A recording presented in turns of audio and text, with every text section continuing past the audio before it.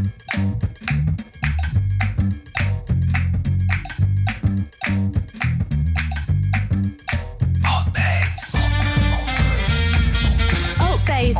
ALTBAYS.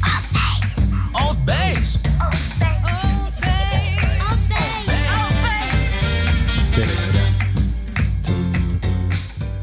I put 2 extra shots of tequila on each. Thank you. No, I didn't. We're live. Nico's like, come on. We're live. ALTBAYS Show brought to you by ALTBAYS.NZ. We do this every Tuesday and Thursday at 7 p.m. live on YouTube. If you're watching us right now, make sure to subscribe to the channel. It really supports the platform and the crew. We are a podcast, so you will find us on Apple Podcasts, Spotify, iHeartRadio, Amazon Music, and all the leading audio platforms. You can also follow us on Facebook, Instagram, and TikTok. The Madhouse TikTok. Shit, cheers for that, eh? Jesus Christ, don't read those comments, man. Wow, nasty shit. And a lot of compliments too, must say. It's not all bad, but some people, man, woohoo, yo, yeah, they go hard. We're also releasing a new local magazine. Our media group is called Coromind. So if you are in the Coromandel region or Thames, you will come across our beautiful magazine. There's also an online and an audio version because we care about accessibility. It's coromind.nz, so make sure to check that out. And if you would like to contribute to the magazine, send us an email at hello@coromind.nz. Beautiful day in the studio. We have this lovely gentleman here on my left, Mr. Nico Fox. Hello. Kia ora. Kia ora. How are you, bro? Kei te pai. Good. Yeah? Good. Yeah. Feeling good? Yeah. Do you like this space? I love it. Awesome concept. Thank you so much. And Mr. Sean Butler. Kia ora. What's up, my man? Hey, man. How are you? Good. Good. Very good. Thank you for having us. Oh, thanks for coming. So, Nico, so both of you, PE teachers in outdoor education. Yeah. Yes. And Nico is a Premier Rugby referee. Something like that, yeah. Something like that. And Sean, love the outdoors, runs a surf school. Yeah. In Hot Water Beach. Yeah. How does that work with the seasons, bro? Well, before I was a teacher, it was a lot easier. And the fact that I could just concentrate on the summer and then work around that.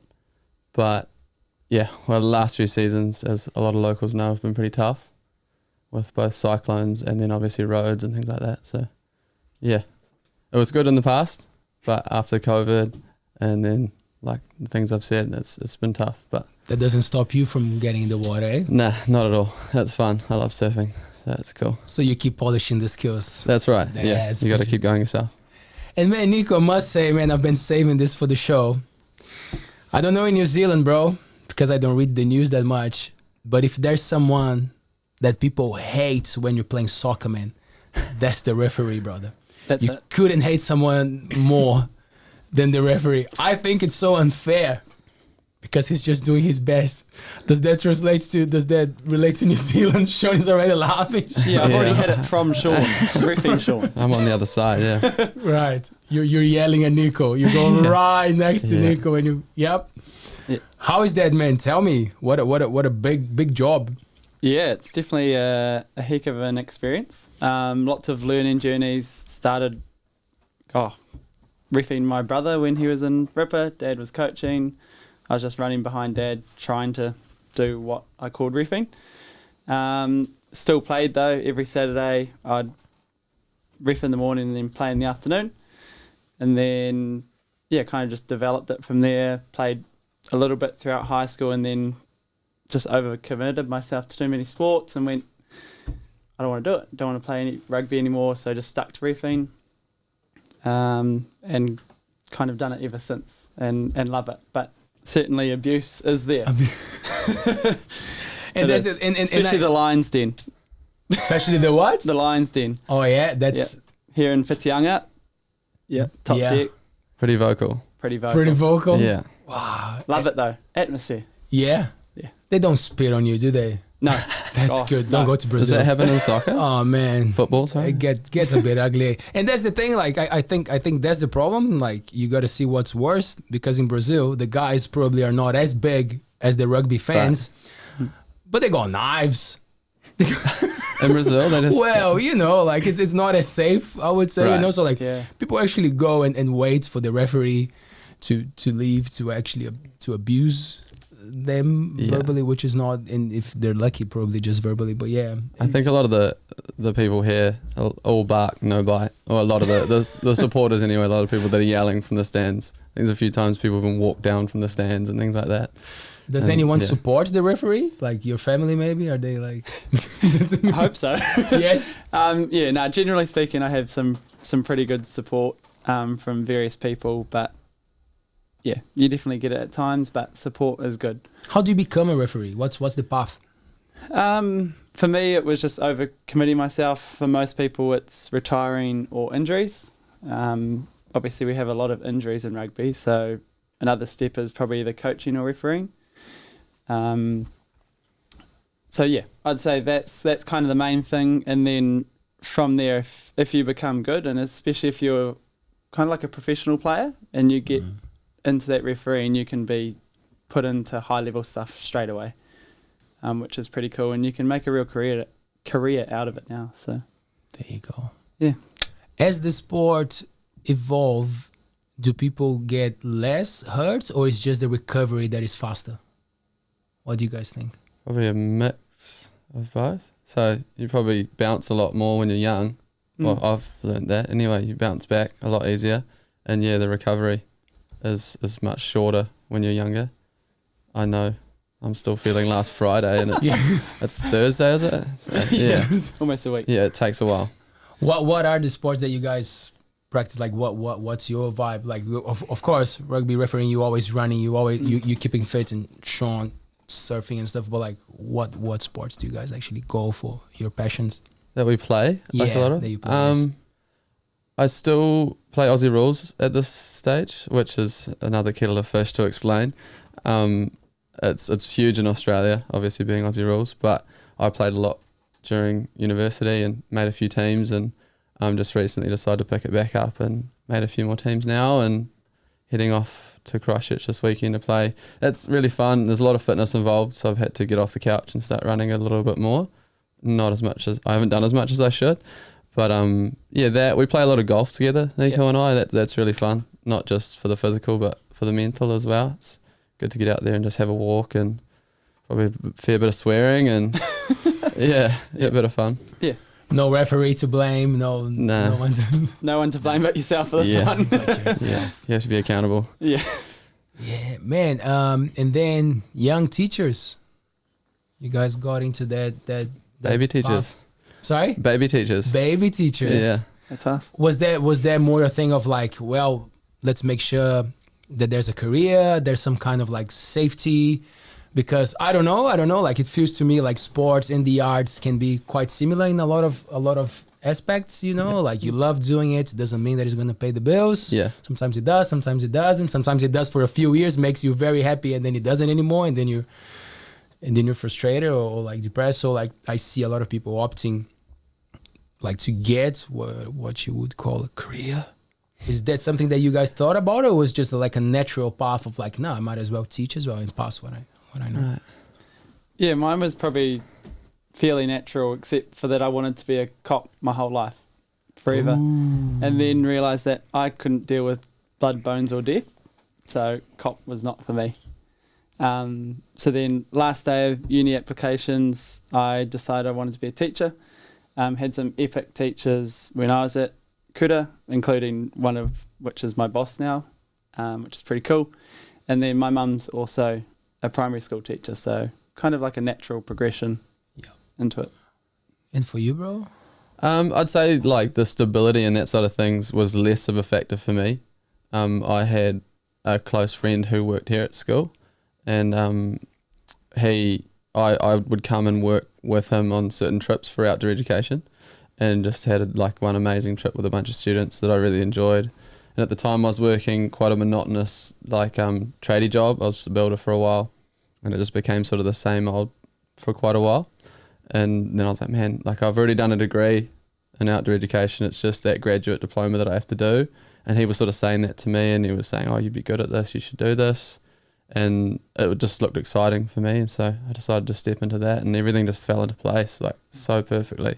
Did the graduate diploma online and managed to sneak through that, and then walked straight into like a great outdoor ed job here at the Bay. And it's like the rebel one, like in education, is the one that actually takes the kids outside of the classroom. The rebel, That's why I love it, like I love my job, but it's still like I'm in a room banging on drums, like it's amazing because I understand, and now I see that I've been doing it for almost 8 years, that like a lot of the kids, they just want a moment out of the classroom, like they just want to be like doing something else, but I'm still inside, and you guys have this opportunity to just go whatever, take the kids. And you mentioned something about what was the name, the journey, the recent one, the adventure therapy. Therapy. Yes. Is that related to like something that is like a course after what you do with outdoor education, or it was something that you what's that?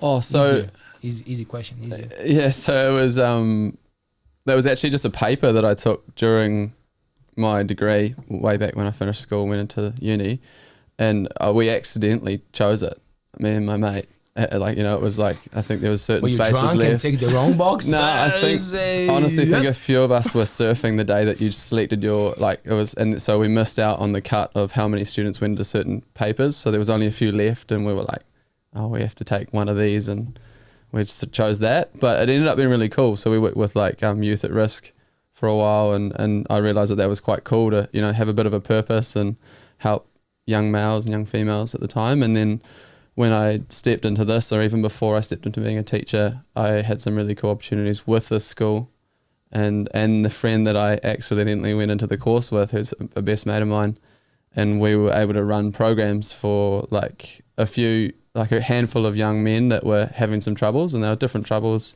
and it just quickly became like quite a passion. And it's really cool to have a little bit of purpose in your life, and to at least think you're making a little bit of change. Yep. And helping, whether it's one young man in one small way. So it was cool. Well, doing your part, right? Yeah. If everyone does their own. And the way that you described is funny, because of course we want to make sure that the next generation is doing the thing, but then like it's easy to not give too much attention to what we would call the troubled ones, or like the ones that are giving the school a hard time. But at the end of the day, like as life goes by, those people, if they don't have the support that they need in the future, they could be doing something bad for the whole community if you don't watch out.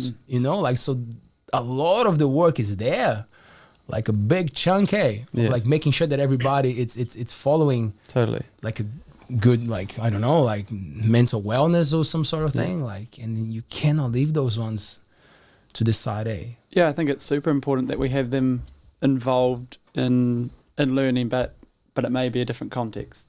Like obviously at school we have classrooms, we have certain curriculum needs that we need to meet, but I think there's a lot of kids that are great, they're awesome, they're amazing, they're going to make great workers in the future, but maybe a different context, which Sean's talking about, that outdoor education and getting them outside the classroom, learning about all sorts of things, nature, but also those key like kind of life values, like respect and things like that for nature, people, everything, one another. It's super important. So I think Sean's definitely onto something about that outside the classroom, I think. Yeah, it's a and great it's context. Like, we're talking about, you were mentioning, sometimes you're like, man, the kids just need to get outside in your classroom, and like, I'd like to go outside, you're saying earlier. And I remember being a kid like that and being like, I was so terrible in maths and English and these subjects that I didn't feel like comfortable in or anything like that.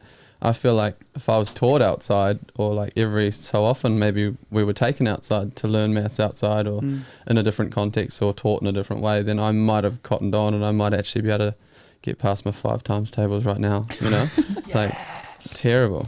Yeah. So yeah, I think it's a pretty big thing to take on as teachers, and you have to sort of, you have to have so many different lenses with all these different kids, you know. One kid, it's actually a huge win just for them to show up, let alone be in uniform or on time.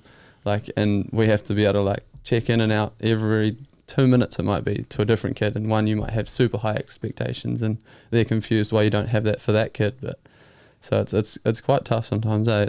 You have to be really on that a lot of the time. Man, yeah. And we forget, well, not, we don't forget, but like, you never know what happened before. You don't know what happened at home. Yeah, exactly. You know, and you got to watch yourself for like what you're saying is like, you have to consider the parts that you don't know. Yeah. Do you feel like it's, yeah, you go, man. Sorry. Yeah. Like, I think, you know, we go to work every day with a different mood, you know, that's what happens. We all wake up on different sides of the bed, different days. And I think sometimes we need to realize that, you know, our students are the exact same. Yeah. And we need to kind of be able to read that on that day, you know.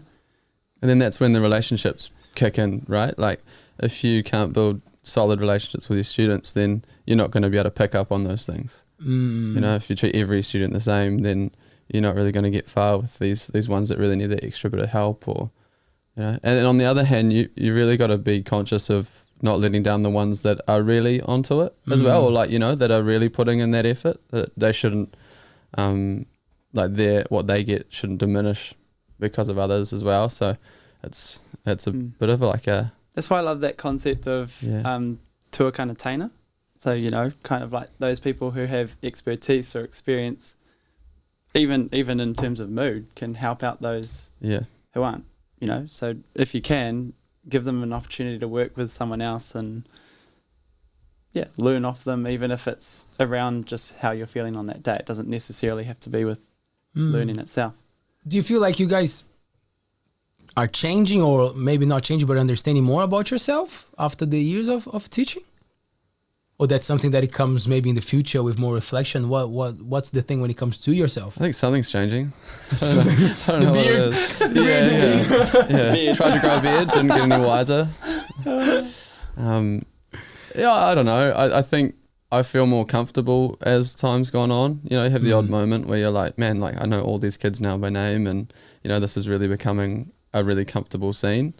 First year of teaching's quite like baptism by fire. You know, like there's just kids coming at you just can't remember the name, you feel bad, and then you've got to organize all this stuff. You're meant to be like planning everything, and you're like, man, this is crazy. But yeah, as time's gone, second year, I don't know about you, but I feel like I feel much more like I know a little bit about what I'm doing. Like I've learned something. I think it's the year to make up for those mistakes, like learn from them and apply new skills or whatever it is. Yeah.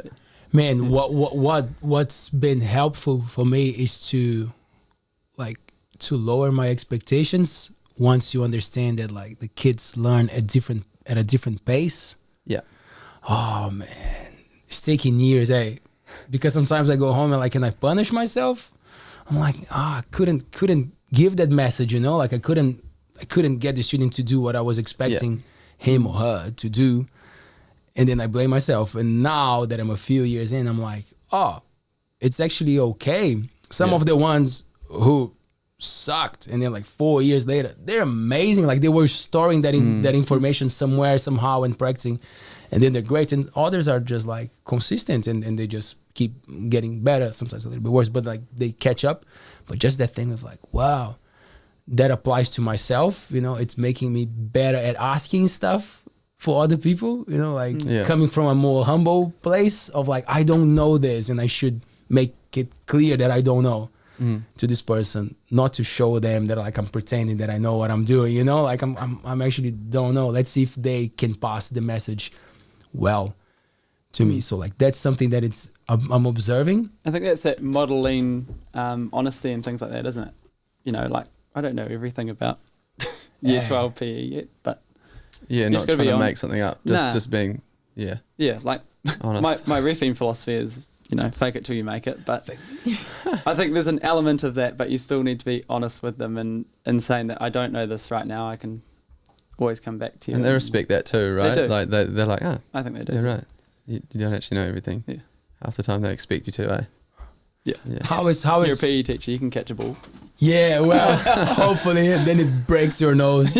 Damn. How is Aotearoa New Zealand's rugby level at the moment? Are we doing all right? How is it?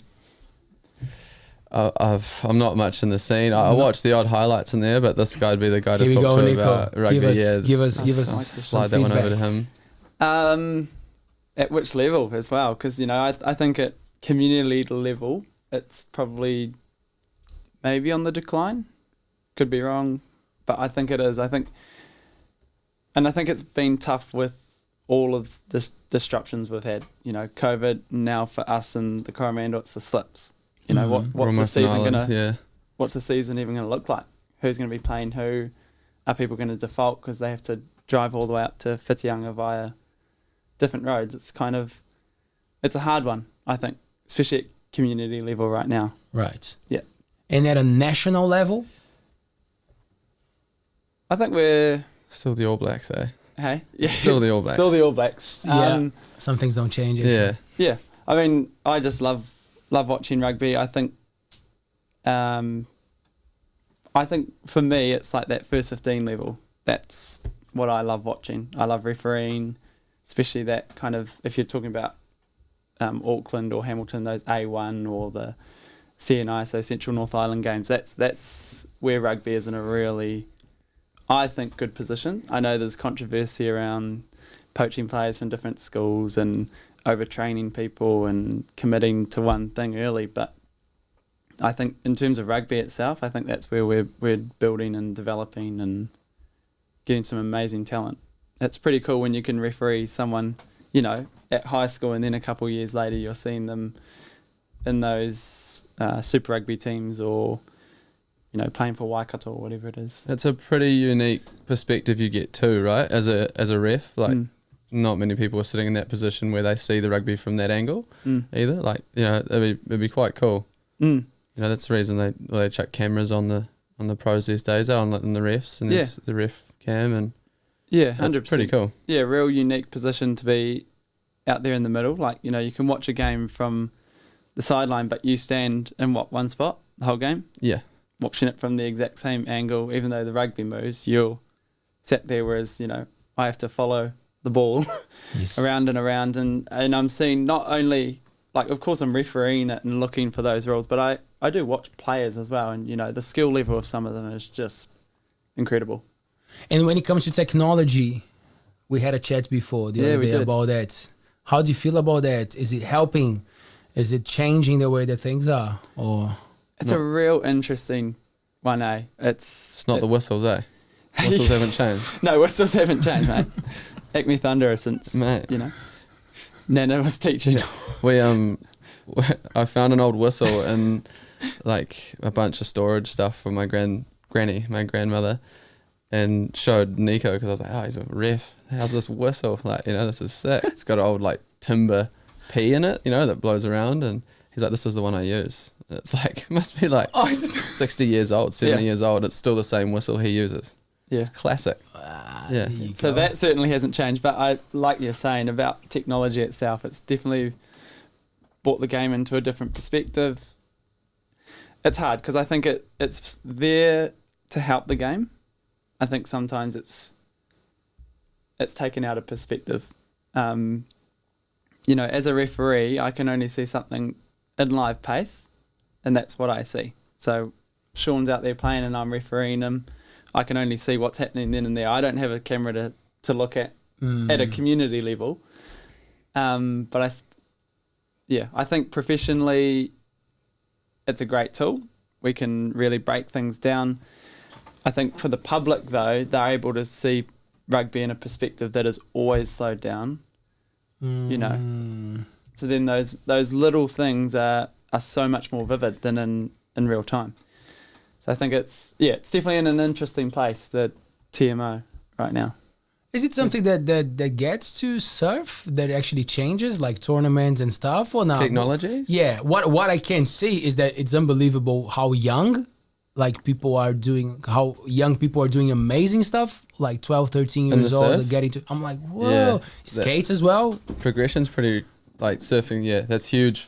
Like those board sports, progression is pretty nuts these days. You see like 4-year-olds doing double backflips on a snowboard, and you're just like, I couldn't even jump a meter forward, you know, Walk. let alone do a double backflip. Yeah, I can't walk without tripping over these days. But yeah, I honestly don't have much in the game of like competitive surfing that much. It wasn't sort of my thing, but I have friends that surf really well, and there's a few locals that are up there as far as competing. And yeah, like I guess it's getting a little bit more of a lens in New Zealand now. You see it on Sky Sport, which is a new thing over the last few years, which is cool to see surfing.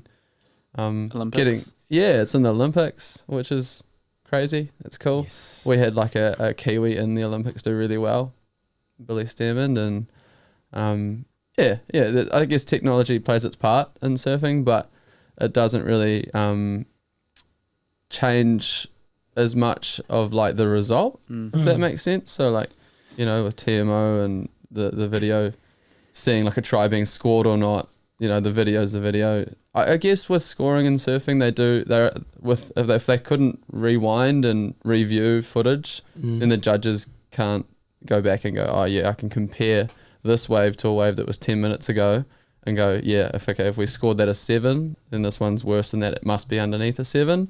So there's like, I guess, a way that technology's affected competitive surfing. So they use that.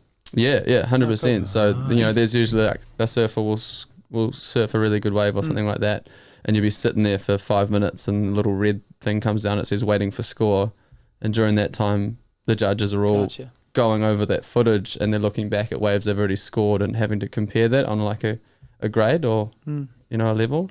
So there you go, there's an example of where it affects it. But like I say, I don't really, it's not those real contentious moments, eh?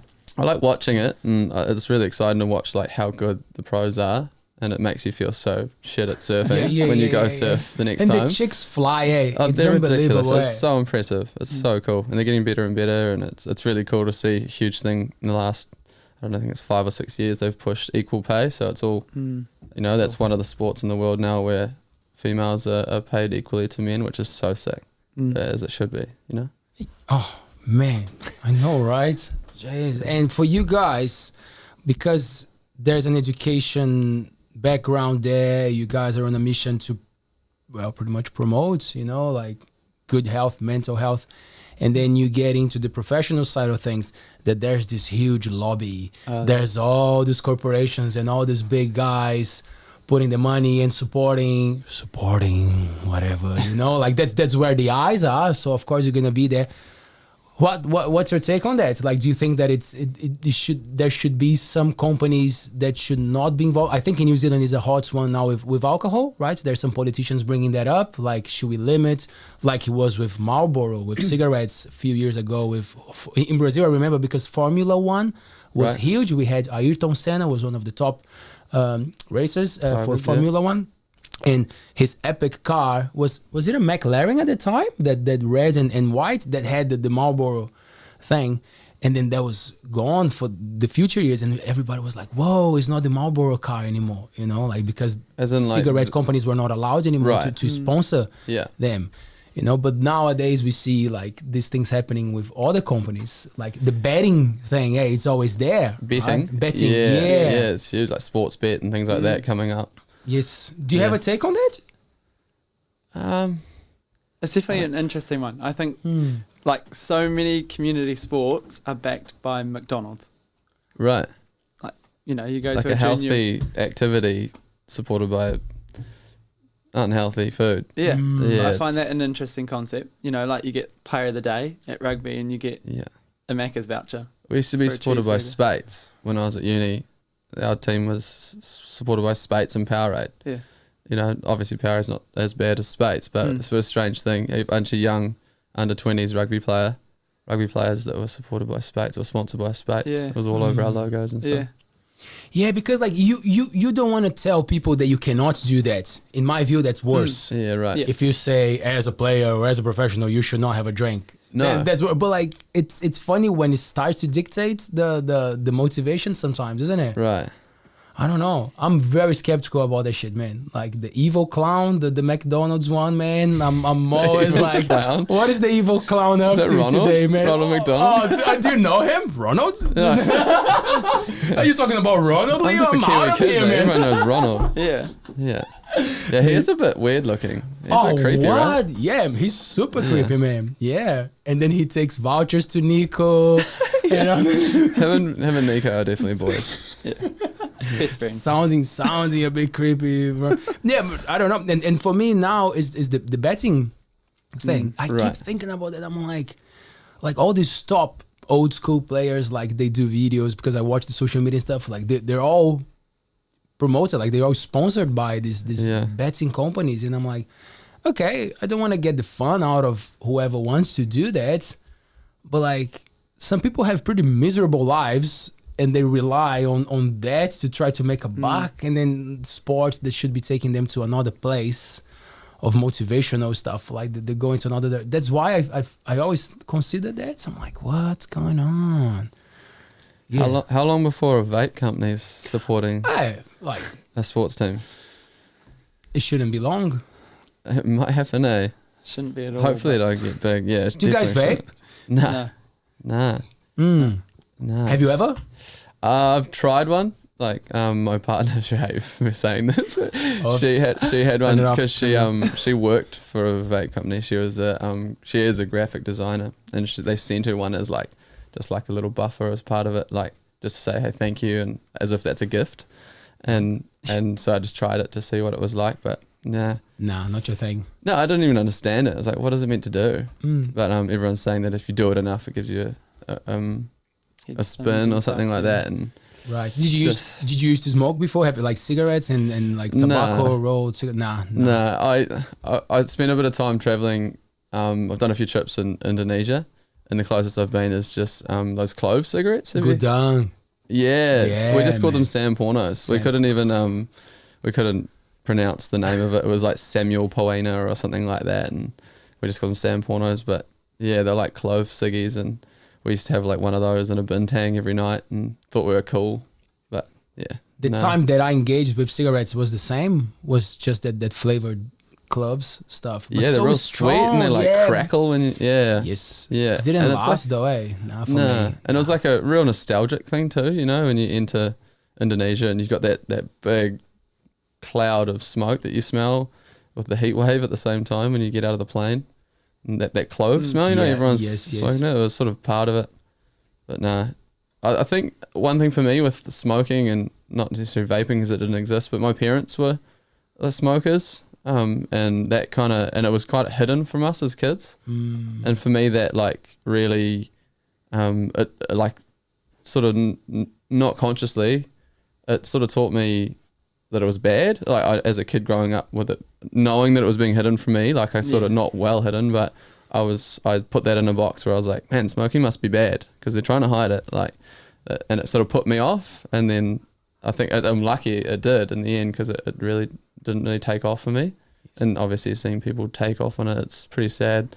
And seeing like for us, the view we get with vaping at school is pretty hectic. It's real sad to see how many kids actually are addicted, and a lot of the time they don't even know how much that's going to affect them. And you just want to help them, and obviously when you're telling them off or catching them or anything like that, you know that like they don't really understand that you're actually trying to help. It's such a disadvantage to them, and they just don't know that. Yep. Was It it can be part like of smokes, eh? You know, like when smokes were like fashionable, they were trendy, and now look at all the research, and we now know the effects of just cigarettes and tobacco, and it's like at some point vapes we're going to have the exact. And it makes a lot of sense that it's addictive and kids are into it because like Smells nice. Yeah, when I was at school, like it was the thing with cigarettes, and my story is very similar. Mom used to smoke, and then when she got pregnant, she stopped. But she would always say like, "Oh, the smell puts me off," you know. Like, so it was never at home. If someone would visit us, she wouldn't let them smoke inside. She was always like demonizing the thing, like don't go for it. So that helped me. Thankfully, I'm like, oh, cool. Yeah. Mom doesn't like it, so you know, I was not trying to rebel and go against that. So luckily, I was just like, cool, that's not a thing. But now you have the strawberry and the passion Yeah, fruit and the bubble gum. Bubble gum. And some of them don't even have nicotine. So like You're just smoking flavor or something. Just smoking flavor. They're like, I still don't understand it that well. What if we give strawberries to kids? Actual strawberries, like real strawberries. You just shove it into a vape? Or suck them, whatever. I don't know. Right. Should we try? Just PE teachers Would you walking around help? the gym toilets with strawberries and drum grapes? teacher. That would be crazy. Hey, tomorrow we lose our jobs, the three of Do us. you trade? I'll throw that in the bin. You have a strawberry. Or we save the system. One of those two. Yeah. It doesn't like I understand, but what gets me is the thickness of the smoke that surprises me, because when I go to the pub or when I go, especially the cities, right, that people are smoking all the time, like some of the smokes, they're thick, man. Like, and they are huge. And like, this is a funny story. So I had this friend, man, he was obese. He was like, I was a big kid. I was a fat kid, but I had this friend. Yeah. When I was maybe 14, 15, I used to weigh like 120 kgs, but I'm tall. Way. So like, I was not like huge, but like, a big kid. Lots of smoking and you got really skinny? That put me out of, right? And then I got anemic. No, but I remember I had this bro, man, he was huge. And we went to a party once and there was this Italian pasta that is like, it's a rolled thing with like cheese and ham and whatever, like just like some sort of dough. And I remember that like you would get in the line and you would hold your plates and then the guy would serve you. And then I remember like the guy would serve 2 of those to each person. And then my bro, he was huge. And then like just to fuck with the guy, like he was holding the thing and he was doing like this, kind of like to show him how that tiny thing close to his belly wouldn't do a thing. You know, like so he ended up with 6. And for some reason, that thing like it stayed with me forever. So like every time that I see something and I'm eating or consuming, like I think of that. I'm like, that's coming inside my... it's inside my body, you know? Like, so when I see... That was a long story to say that, but it's a podcast, I don't care. That like, when I see people blowing that out and I see that cloud of thick smoke, I'm like, how did that fit in? What's going on in that lung for that... it's a sad thought too, right? Like, and... I have no issue, like a lot of my friends, like I'll go out and have a beer or go sailing or whatever, go and see them. Whenever I see them, a lot of them vape these days. And I have no problem with that. If they're grown adults, sweet. But with our job, we're seeing like really young kids, like looking a lot like they're addicted to vapes. And it's sad, like, man, just wait. It's not cool. You might look cool to your friends, but it's not worth it either. Do you think that's like part of it? Oh, totally. It's all about looking cool and, you know, impressing your friends. You know, this would be funny. There'd be a lot of students listening to this. They were like, what are these guys talking about? Tomorrow we're going to be at school. They're going to blow in our faces. Don't do that, kid. Not cool. Go surfing. So that's what I was thinking. For someone who is in the water all the time, relying a lot on your powerful lungs, because you never know if you're going to be under the water and for how long, you want to be good, right? Yeah, you'd hope your lungs work okay. Yeah, for sure. But as contradictory as it is, I know some heavy smokers that can stay that dive for like minutes. It's crazy. Yeah, you know, people that are the fastest people I know, they go and have a cigarette after a game. So it's hard. But I just know it's not. We all know it's not good for you. Yes. And it's a personal choice.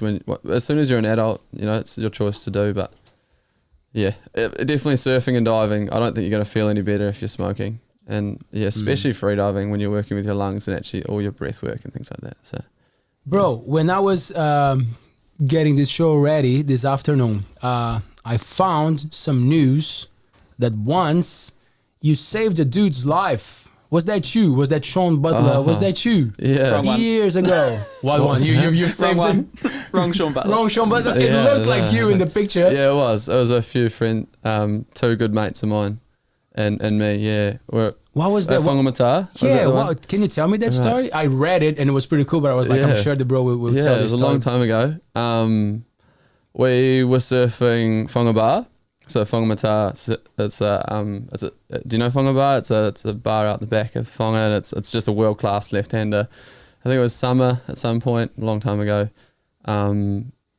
But yeah, me and my best mate Reese, we were paddling back out after a few waves, and another good mate of ours, Ash, he wasn't far away either. And there was like a board tombstoning, which is when like, basically like you see a board, obviously it's got a leg rope, and then the leg rope attaches to your human or your body, your ankle, you know, or what I'm saying, because there was a human attached to it, and this board was sort of just upright tombstoning, and we're wondering what the heck was going on. And then the guy really close to him started yelling out, and it turned out there was a guy unconscious who had come off their board, and it sounds a lot like his board had hit his head and he was knocked out. And it's quite a way out the bar, so you know it's like at least a few hundred meters where we were to the beach. And yeah, we just paddled over there as fast as we could, and I asked Ash to go in because he's real fit, fast, and he's the best surfer we have or knew. And he paddled in to get the ambulance, and they ended up getting a helicopter, and Reese and I put him on his board upside down and paddled him in.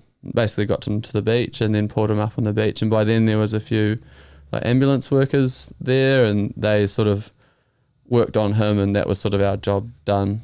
But we sort of stepped away, and then we heard that he'd survived. So like a few days later, we got a call from the news with a story, and that's probably how you found us. Yes. But yeah, they just asked us for how things went down, and yeah, it was good that he lived. We never heard from him, which was pretty strange. Like we always talked about the fact that if that was to happen to me, I'd probably get in touch and buy them a beer or something like that, which was pretty interesting. Yeah. So if you're listening to us, if Sean saved your life once, you know, you can come here and bring some beers to ALTBAYS, and we'll make sure to drink them all. Man, how was the feeling after that? Like because I believe it was so rushed and the adrenaline was peaking. Like once the guy left. I don't know. We're like, wow, that was heavy, and then like we're young, you know, we're young Next teenagers. wave. Yeah, we're like at the time it was kind of like that. It was like, oh, go back out or something like that. Like we didn't think about it too much. We're like I said, we're 15, 16 years old probably at the time. I was a lifeguard, and I think like I remember part of the story or part of it was that Gary, the local bloke, was talking about how good it is that I was a lifeguard and I had that training and stuff. So that was one of the moments where I was like proud that I'd had the upbringing I'd had and had the support, and I'd gone down that pathway and learned little skills. I didn't have to do CPR or anything like that, or mouth to mouth or anything like that, but it was pretty spooky, and I think I wouldn't have had the confidence to be like, oh, do this, do that. And you know, I was talking to him the whole time, and even though he was unconscious, there was water coming out his mouth at the time, and like instead of being just sort of spooked out, you sort of go into like game mode, and it was it's cool. It's something to be proud of, is helping someone out and know that they're alive. And there are different types of drowning, right? Is that right? Because that's something that I read that was like... I think so. I think what you're talking about is, I remember there was something about secondary drowning. So you can have a whole lot of water in your lungs and still slightly be breathing, which is what I think he was doing. So it was like green foam and like water literally coming out of his mouth the whole time. Like, Jesus, he's got a lot of water in him, and hopefully just can breathe a little bit enough to stay alive, you know, and keep his heart pumping and all that. And then they worry about secondary drowning, where later on, like in the chopper, like, you know, flying away to the hospital and stuff, it just gets the better of him, or there's still that much water in his lungs and he drowns. So yeah, I think that's what they meant by that. By all means, need to do some more first aid courses to understand more. But yeah, secondary drowning is pretty big, quite common. You know, like people see a patient or a person that's in trouble leave, and they're like, oh, they were breathing, it's all good. And we hear so much about that, in New Zealand. Drowning every summer. Yes. Yeah, it's a problem, and like the services don't get enough money. Like, they don't get enough support here. They're all voluntary most of the time, and yeah, if anything, you should support your local lifeguard service. They're good. I wasn't paid to say that, but yeah, I just grew up in a real dangerous beach, so know how important those people are. And yeah, undervalued, I reckon. Have you come across any of those life and death situations, Nico? No, not that I can think of, actually. Good swimmer. Well, I don't know about that, but yeah, no, I haven't actually. And what about the rugby thing, like because it's man, couldn't think of anything more physical, like more contact than that. Have you had any moments of like, okay, I'm not playing this anymore? That's me. Yeah, That's I've certainly seen a lot of injuries. Like as a referee, almost every game there's something, whether it's a sprained ankle. At Sean Butler when I reffed him that one time. What else? Concussions, obviously, very contentious in rugby around headgears and the new high tackle laws and things like that. Seen, unfortunately, broken backs and have a friend that's now in a wheelchair from rugby injury. And yeah, so there's certainly injury almost around me every weekend when I'm reffing. So, do you guys think that, like, for example, because again, I'm not an expert, so I'm just being an observer. American football, you have the helmets and the pads, the pads, but like that to me feels like it makes it much crazier. So like when you don't have that stuff, at least you doze down a little bit, or not? People still go as hard as they know. I don't think so. I don't think they slow down at all. Yeah, it's quite a commonly talked about thing, right? Yeah. Kiwis obviously give them a lot of shit for wearing all the pads and the helmets and stuff. We're not the same rules or structure of a game, but it's essentially the same contact, isn't it? Yeah. Yeah, like some Kiwis wear like mild pads, but they're wearing the headgear. All the headgear. And obviously we have to wear mouth guards now, but the massive shoulder pads and stuff, I think. But the contact's still fairly much the same, in my opinion. It's quite a classic American style, isn't it, to have big pads and helmet and all extreme and look extreme, and then like classic Kiwi is like minimal and like get on with it, just smash them, stand up. You've only got 2 broken fingers. Is it something that affects a lot of ex rugby players? You guys think like the thing with like stops them, brain concussions? Yeah, is it something that is common? Is it it's definitely huge? Yeah. Even at schoolboy level, we're having players that cannot play anymore because they've had so many concussions in a certain amount of time, and like if you get a concussion, it's mandatory that you have to have 3 weeks off. So you're not allowed to play rugby within those 3 weeks. But obviously that kind of swings about. But there's certainly a lot of players that aren't able to play, and good players too. That. And it stops. Yeah, I know a lot of my mates, like my age, they're starting to retire and finish rugby. Like I stopped because I just can't handle being sore for 3 days. It affects your life. You're at 6 days now, Sean. Yeah, 6 days. Yeah, that was a one-off. But yeah, like if you're playing every week, and don't get me wrong, I love rugby and it's so cool and it's a great environment to get and be part of, and I've done a little bit of time myself and I've had my fun. But Tuesdays, Thursdays, and Saturday games, and then the Sunday, if you're having a few beers afterwards and you're sore, your Sunday you're not doing much. And if you're working like 9 to 5, Monday to Friday, your Sunday and your Saturday, your days where you get things done at home or spend time with family and things like that, it's not happening. So all good if you're, a single man and you haven't got too many responsibilities or anything like that. But if you've got things going on, it's quite a hard thing to juggle. There's no cold shower that would help with that, eh? As many ice baths as you have, you're not just going to wake up the next morning peachy. Are you into those cold therapies we were talking about before the show? I've experimented a little bit. A guy I'd worked with, a good friend, Flynn, he got right into the Wim Hof, and I didn't take it as serious as I probably should have, and I who knows, I might try it again.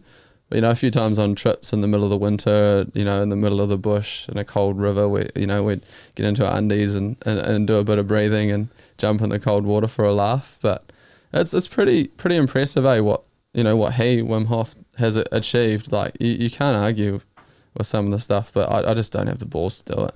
Honestly, I think that's it. I just do not have the mana in me. Yeah, man. Well, for recovery, we know that is a big thing, right? Yeah. And what I love about having a guy like that, being mainstream, is that if he can do it, it's very likely that most humans, or if not all, it's just like how much you dedicate yourself. Like the thing with healing, the self-healing, that's what got my attention, because when I came to New Zealand, man, in Brazil it's common, like, because the it's 200 million people, right? So relying on the public health system is quite complicated. You know, it's actually not too bad in Brazil, you know, because it's free. We have it. Like, it's not like America, 300 million people, and then you have to pay for whatever happens. So, but it's just hard to access. Right. So there are accessible private health, you know, packages. That you do pay for, you pay for that. But then, man, if you're gonna need that, it means that like you also linking yourself to a pharmaceutical industry as well, you know, like, because sometimes you get into that role of like, oh, I'm just gonna use a pill for that, I'm just gonna use for that, you know, like you just kind of like, oh, I'm in the system, I'm paying for this thing, so I'm just gonna go and check. Part of it, yeah, right. I'm just gonna see a checkup, and then the checkup adds a pill here, adds a pill there. So like I was often like, I had runny nose, like there was always something going on, and I was always taking something. And when I came to New Zealand, it was just like I just bet on my trip. I was like, I'll see if I can be myself and support myself. Like go cold turkey on everything sort of thing. Just do my thing, you know, like, because I wouldn't have my parents backing me up here, you know, like I was already doing my thing in Brazil, but here 100%. So I started to pay attention. I was like, I'm not gonna get sick.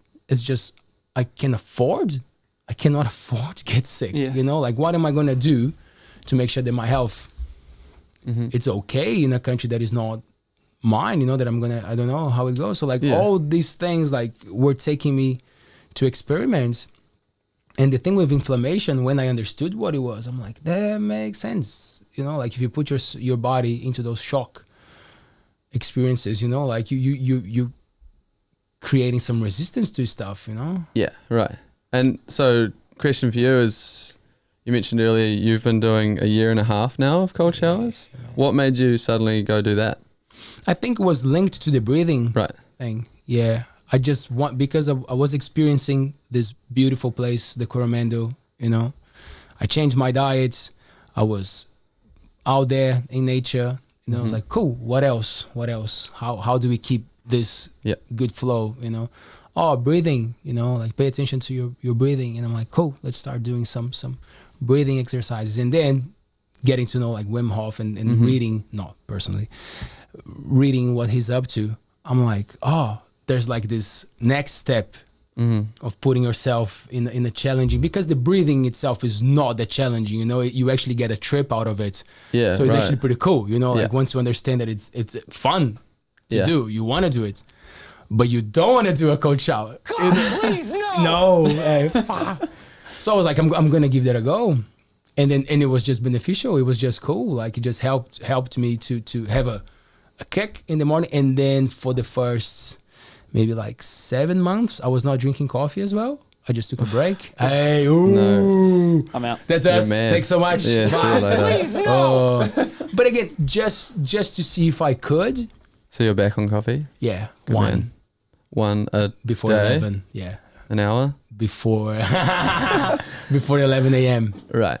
Sometimes it passes a little bit, but I'm trying to. And I sip, so I have a long black or an Americano. So you make your own coffee at home, like every day, or have you ever go to? A little shout out. I have coffee at home, but like I like to go to a cafe and then I love hula. Yeah, man, I love hula. Love the Earth Store, good coffee. You know, like Mike from Slice Baby, he's a great barista. You know, so when he's making, there are great baristas in town, and I love to support the businesses. And there's something special about getting a freshly roasted coffee, right? And then tastes a little bit different. Yeah, someone else makes it. Yes. What about you guys? What do you drink? What's your coffee?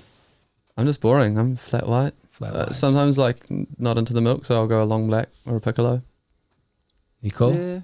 Yeah, it depends on the mood. Yeah, sometimes either flat white or short black. Straight to the hard stuff. Into the veins. Just straight to the veins. Straight to the veins. Straight to the brain.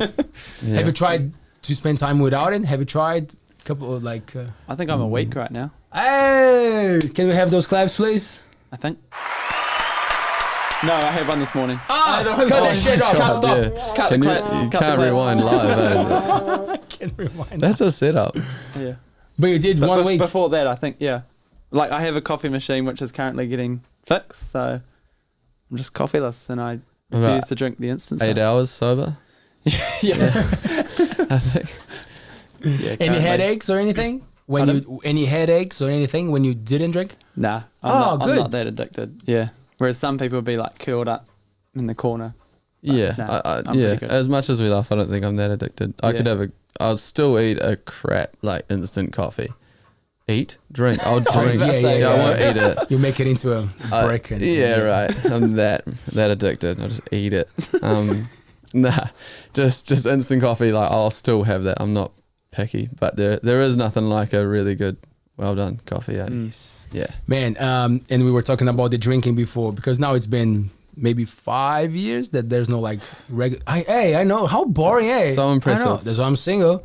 That's No, why I'm it's doing not. a podcast. Shut like that. No. But every now and then, if it's something that I like, that I'm keen to try, I'll give it a try. And then Taylor and I, we went to Auckland to watch a great band called Idols, and we were. Do you know? Bro, that's so good. Oh, really? Never fight a man with a perm. Oh, Unreal. bless you, So Sean. good. Good They're band, eh? So good. Yeah, man. We Yeah. went to see them in Auckland, and then we got this like voucher for a drink each, and then Taylor was already like, "Oh man, I'm gonna." It was 8 p.m. and he's like, "Oh, look at this! Was it Kahlua or Tia Maria? It was like a liqueur, like a coffee liqueur kind of cocktail." And he was like, "Man, you should have some." So like we asked for like espresso martini. I never drank that shit. I know how to make them, but Yeah, it was of never course. my thing. Espresso martini and this Kahlua, Tia Maria. Man, that show was an Dude, I'm an buzzing. adventure. Eh? Yeah, they're nuts too. They're the first person I've ever heard of that actually knew them as well. Really? Yeah. Oh man, love it. Yeah. Love it. Because that band for me summarizes like what I think rock and roll is. Yeah. You know, like is the attitude, is the being of like you're rebelling against something, but Yeah, like with they a don't great give a cause. shit. And yeah, all their songs have got cause. really good meaning behind them. Yeah. Yes. Yeah. And their characters too, right? Like you look at them. I'm so jealous you've seen them live, but even YouTubing them. Hey, how's their like Glastonbury Yeah. videos? Like, insane. And it's all about the performance, and that's why like I'm not like a sports dude, you know, like I do my yoga, I do my running, I do my swimming, but like I see the passion on people who do that, and that's my music, you Yeah. know, like so when I'm performing, man, I go hard, you know, like I don't. Or I just don't perform. I choose not to. A lot of the times I'm like, oh, nah, I won't bother because cruise. if it's not a thing that I'm gonna go and do my But when best. you do. Yeah, man. Right. That's cool. That's why punk rock is there. They're a man. great example of that too, right? Yes. They never cruise though, do they? From what Nah, I've man. seen. And that lead singer is just a beast. What's your thing, Nico? What do you listen to, man? Listen to, Ooh. Sean's playlist. My shit talk. Nice. Good. I like some golden oldies, eh? Yeah? Yeah. Parents always listened to it as I grew up, so it's always a good time. Some Kiwiana? Some Yeah. Yeah? A lot of reggae and roots, eh? Like Oh, for me, yeah. yeah. Yeah, You seem to definitely. like that. Yeah. Love some LAB and whatnot. Yeah. Man, we had Honey Aotearoa here. He was one of the former member of Catch a Fire. Oh yeah, right. That was cool, eh? That Cool. was And I saw Catch a Fire in Brazil. There was a cool street festival that lasts for 24 hours. So it starts on Saturday at 6 p.m. Yeah. and it goes until Sunday, 6 p.m. And Catch a Fire played Sunday 5 a.m. in front of a beautiful old school train station. Wow. And it's like sun come up sort of thing? Yeah. Oh wow. Yeah. And we really were epic. there, and it was the first time that we saw Catch a Fire. And then I'm here talking to the bro, and he's like, "Oh yeah, São Paulo, that was cool, man. He That was a remembers it, really yeah. 5 a.m. call. That was crazy. What a crazy festival. Yeah. So man, reggae. When coming to New Zealand, coming to Aotearoa, New Zealand, knowing who Catch a Fire was, Yeah, really right. changed Bit of a things. connection You know, there. because I already had something. I was like, oh, Yeah. Catch a Fire. Yeah. And that's a cool thing, eh? You guys love the festivals, eh? It's just Yeah, such a it's good such way a of common thing. Yeah. Yeah. There's some really good like Kiwi bands that have really made their way up and like internationally recognized too, right? Like Fat Freddy's one, for example, 660 have done really well. Yeah, Catch Fire and all that. It's cool that they're putting us on the map in that sort of realm, yes. right? Are there any New Zealand surfers at the moment that are They're sort of on the cusp. Yeah. Like for a while we had a guy called Ricardo Christie. He's not dead. He's just not on the tour anymore. We had. So he did really well. He just seemed to shoot through, and he got onto the tour, which is like your top tier surfing against, your Kelly Slater and that sort of, the best in the world. And he managed to just sort of sneak through, and he got on, and he had a few years where he was on tour. And then, it's like a tiered system, like with a lot of sports. There's that one tier below the main tier, and there's a few Kiwis that surf in that, both female and male. And there's a few guys that are just really close. And I think this year they're doing really well. So there's a guy called Billy Stearman that I mentioned earlier. Yeah. He surfs really well, and I think he's quite far up there. And then another Māori fella, Kehu Butler. Yeah. Great last name. Yes. Yeah, he's doing really well. He's got like second in a few events, and he's like, I don't know, in the top 10 at the moment. So like at the end of the year, depending on the points you have, you then progress up to the top tier, So you sort of got to compete consistently and do well. So yeah, but like I say, like as much as I might sound like I know a little bit, I really don't follow the competitive side of things enough. Sort of more about just enjoying surfing and being in the water. As cheesy as that sounds. Man, you got a big family, Nico.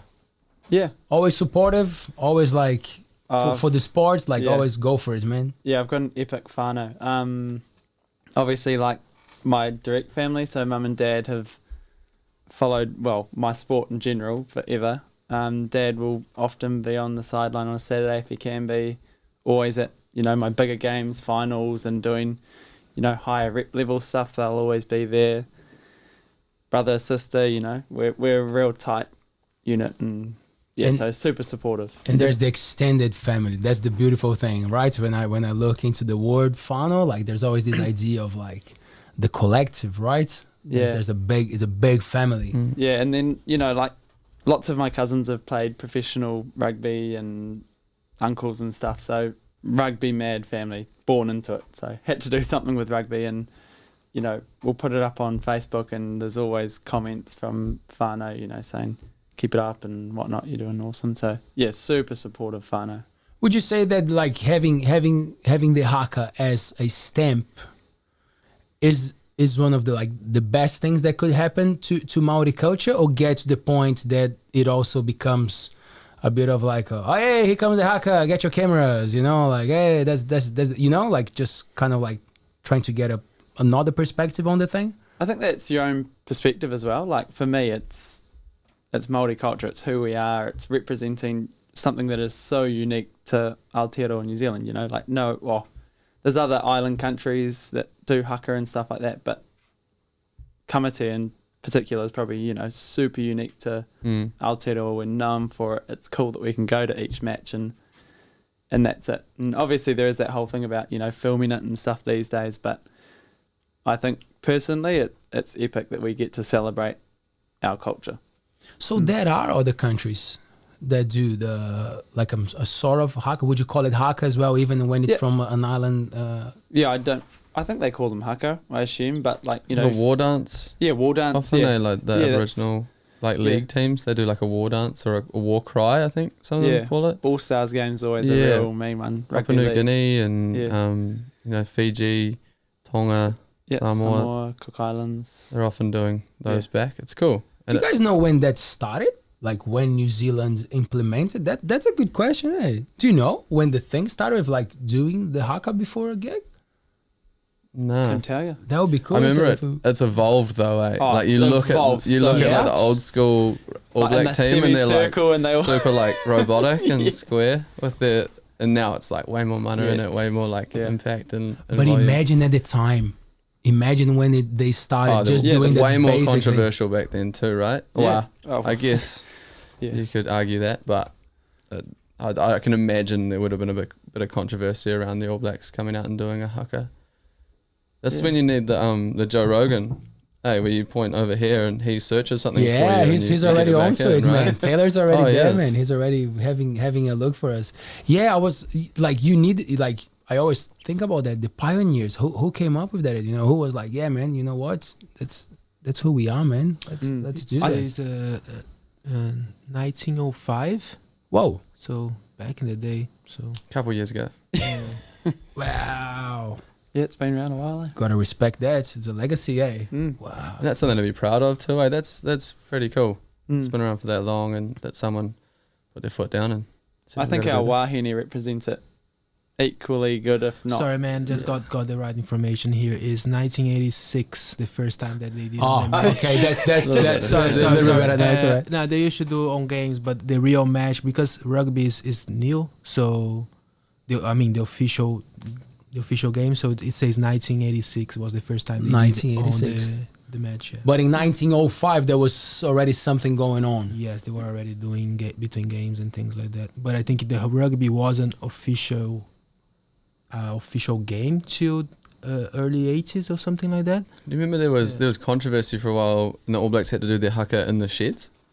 Yeah. You know, like I'm not sure if it was South Africa, but I feel like it might have been. There was times where they said, like, we won't allow the haka to... Apartheid and stuff like that. Yeah, and they were like, okay, sweet. And the All Blacks were like, stuff you. We're going to do our haka, but we're not allowed to do it on the field where everyone can see. But they did it in the sheds, like the changing rooms. They did it so loud that everyone could hear it or something like that. So it was pretty cool. Even in recent times, it's been controversial around how teams respond to it, you know. Right. Walking up and the V and... V's yeah, right. and the crowd, you know, singing over top of it. I think it was England a couple of years ago. And we did the haka and they did... What's their song? Whose song? Sorry? England, that all the fans sing. Oh, they sung it over top of the haka anyway. And it was a bit controversial at the time. What do you think?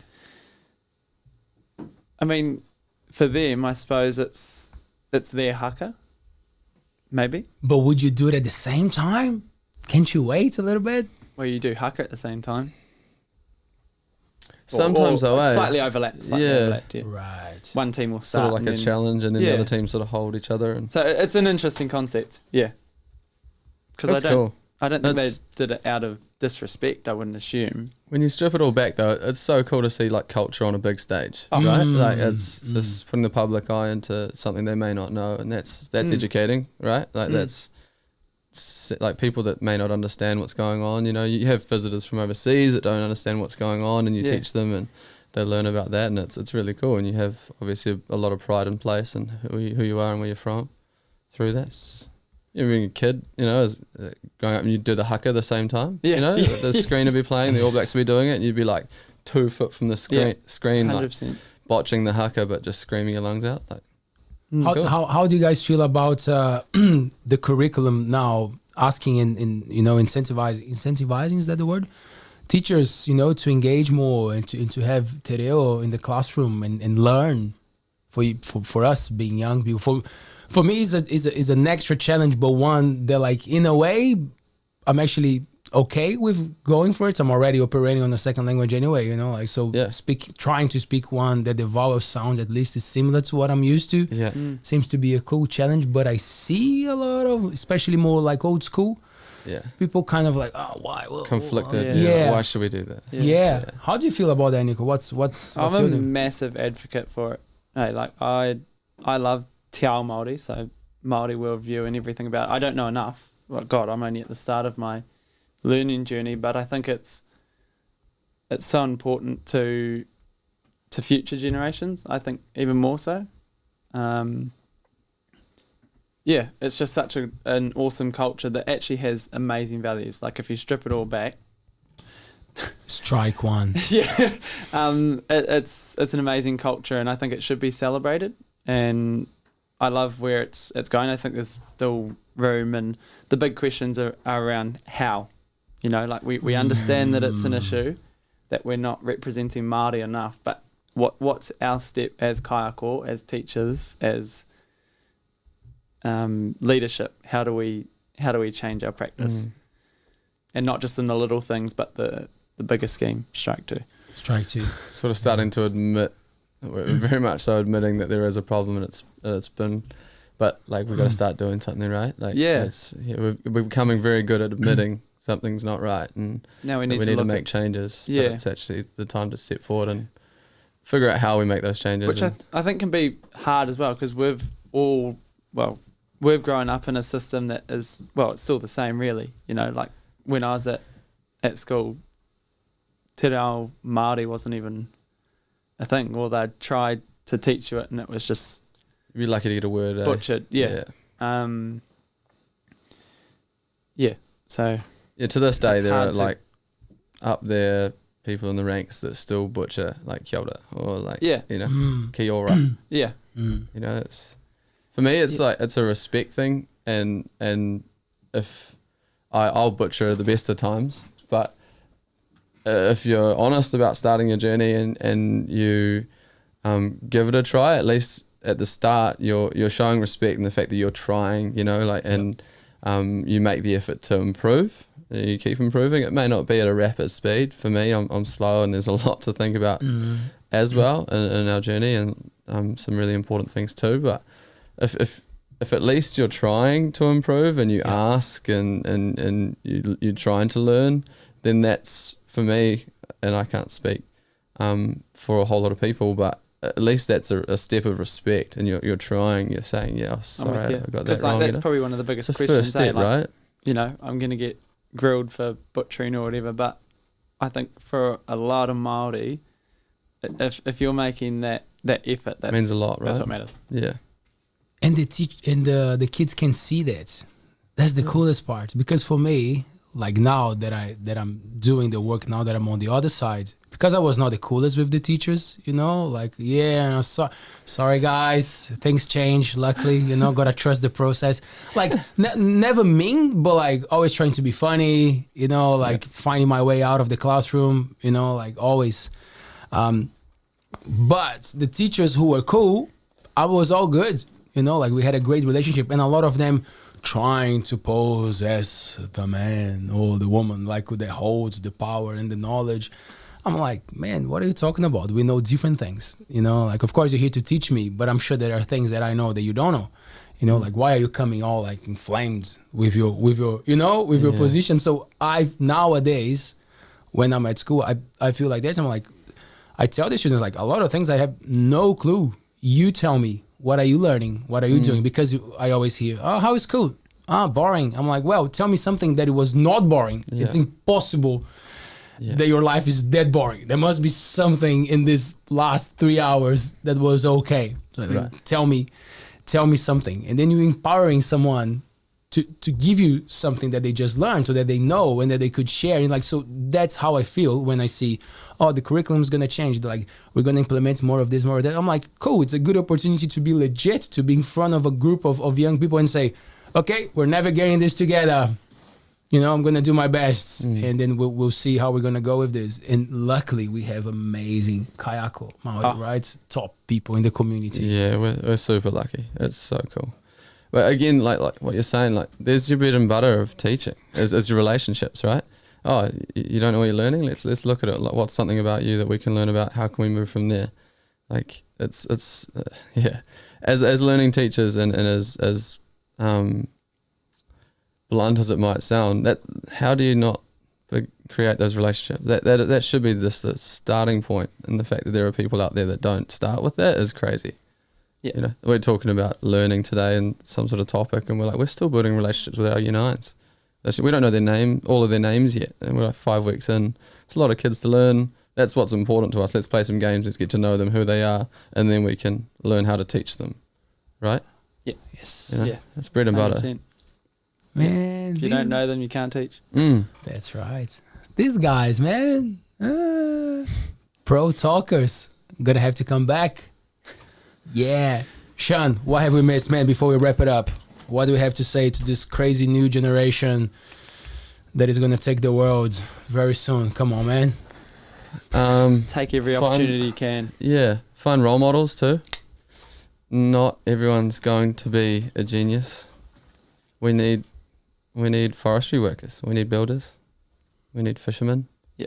You know, there shouldn't be the same expectation on every human being. No. So if there was something to teach a student or a person, is that, like, don't put too high expectation on yourself. Just do what you enjoy, and find people that will support that too. Like, find people that you think I have got good morals and good values, and try and follow on from that. And that's the biggest hope that I would ever have for our young people around here, is that they get good role models, because that will have huge effects on their future, right? Yeah, 100%. Nico? Yeah, mine's definitely every opportunity that you get given, from the littlest things to the biggest things. If you can't take those opportunities, you don't learn, you can't grow, you don't know what you're actually capable of, right? You don't know what opportunities hold, so why not just give it a crack? Yeah, even yes, if man. you're Say yes, have some grabbing fun. bricks. Yeah, and have fun. Have while fun, you're yeah. doing it. I think that's so important. If you're not happy, then it's not worth it. Yeah. Hey, going back to those, like, always reminding yourself of, like, life is right now. It's happening right now. Yeah. Like, if I'm not having fun, if I'm not working towards having fun, like, where am I? Who knows how long you got too, right? Could have a few weeks left, so have fun. Yeah. Don't be stupid. And not fun. everyone is that lucky to have Sean coming to the rescue when your surfboard is Tombstone. picking up. Hey, top dudes, thank you so much. What a cool chat. No, thanks for having us. Yeah, Really thanks so appreciate much. it. That was It's been cool. awesome. That was fun. That was good, man. And of course, like, good to have. You were talking about role models. You know, like, I feel very happy when we don't get to see each other that much. We No, are in other sides of the school, right? Other sides of the Yeah. school, man. Send a Damn. pigeon. Yes, but it's good to walk around and see, like, fresh blood, you know, like young people Yeah. doing their thing out there, especially in a community that a lot of people come to retire or whatever, and, like, and end up taking jobs that you know that it's going to be consistent. And you have, like, young people staying here because we love here, because, like, that's where you want We to live be. in That's what you want paradise, to do. right? Like, go and live, learn, and then come back if we live in a paradise like we do now. Hey, So, so lucky. 100%. That's why I'm here. Yes. Thank you so much, Nico. thank you. Thanks, Sean. Cheers, brother. Papa, appreciate it, man. Ngā mihi nui. Alright. Thank you. Yeah, man. Someone is doing the work there. Thank you. And we're live every Tuesday and Thursday at 7 p.m. So make sure to come back next Tuesday. Yeah, who is coming on Tuesday? I forgot. Kaya and David. Where are they from? I forgot the country. Kaya works with natural products. David's a drummer. We're gonna have some good yarns to spin. That's for sure. I'll see you on Tuesday. Bye. Ciao.